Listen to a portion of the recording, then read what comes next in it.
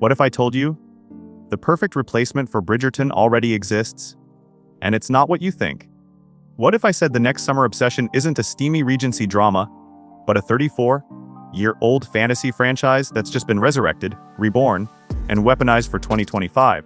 And what if I told you that Netflix, Amazon, and even HBO are quietly circling this old world empire, one that has magic, romance, betrayal, dynasties, and a secret bloodline war that rivals even the Bridgertons? Because this isn't just another costume drama.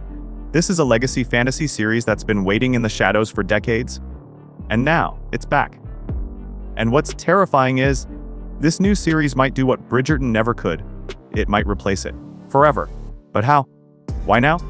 And why is everyone, from fantasy nerds to period drama lovers, talking about this one show? Let's begin. The Bridgerton drought has begun. Season 3 came and went like a fever dream. It gave us the yearning, the silk, the scandals. But now it's gone. No air date for Season 4, no spin-off in sight. Just radio silence from Netflix. And fans? They're spiraling. Because Bridgerton was never just a show. It was an escape. A world of whispered secrets and candlelit seductions. A perfectly orchestrated fantasy where love always found a way, no matter the corset strings or societal rules. Now that it's over, at least for now, millions are asking. But here's the twist.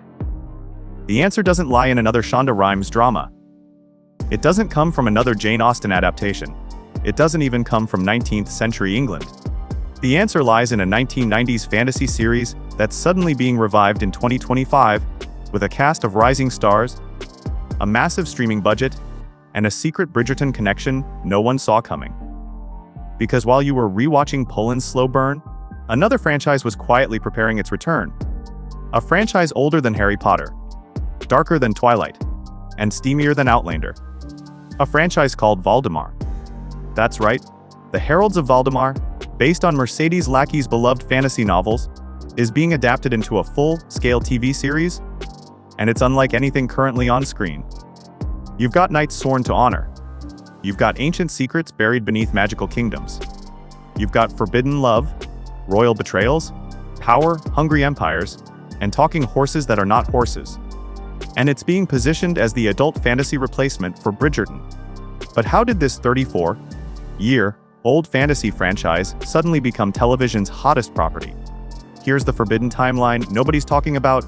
Back in the late 80s, Mercedes Lackey began publishing the Valdemar series. A sweeping, emotionally complex, deeply romantic fantasy saga. But it never became mainstream. The book sold well, cult classic status. But Hollywood ignored it. Too niche, too queer, too magical, too political. But then everything changed. When Bridgerton made it okay to crave historical romance again. When The Witcher made fantasy sexy. When House of the Dragon made family trauma cinematic. Suddenly, studios were asking, what's the next franchise? What's the next multi-season epic we can pour millions into? And quietly, almost secretly, Valdemar answered the call. Imagine this, a sprawling fantasy world. An empire called Valdemar. A magical order of telepathic, soul-bonded knights called heralds, chosen by mystical creatures that look like white horses, but aren't, now layer in political assassinations. Forbidden royal bloodlines. Slow-burn queer romances. And ancient prophecies that threaten to collapse the kingdom from within. Still sound like Bridgerton. Now add swords. And telepathy. And war. You're starting to see it now, aren't you? The secret sauce here is emotional intimacy plus high fantasy stakes. It's what Bridgerton fans have been begging for. And Valdemar might actually deliver it. This isn't a random nostalgia reboot. This show is being made because of Bridgerton. Producers saw the numbers. They saw how audiences, especially women, were craving layered relationships, longing, and romantic angst. But also world building, lore, conflict that matters. I was sitting right there. It's a treasure trove of story arcs. It has over 50 novels of source material. And it's diverse, queer, philosophical, dangerous. It's everything audiences say they want, but haven't gotten in one show. Until now. Here's where things get even stranger. Several of the behind-the-scenes creatives attached to the Valdemar show have direct ties to Shondaland's costume departments and writers' rooms. And one rumored cast member, who recently left Bridgerton, is already being attached to a leading role in the Valdemar pilot. We can't name names. But think, someone with a fanbase big enough to follow them across genres. Someone who can bring the yearning from Bridgerton and then wield a sword in the next scene. That's the plan. Valdemar isn't just a replacement. It's a challenge to Bridgerton's entire format. Where Bridgerton is court gossip and dance cards, Valdemar is destiny, prophecy and moral sacrifice. Where Bridgerton is heat, Valdemar is heartbreak. This show won't just entertain you, it will ruin you. And then rebuild you, season by season. But only if it makes it past its debut. Because not everyone wants magic in their romance.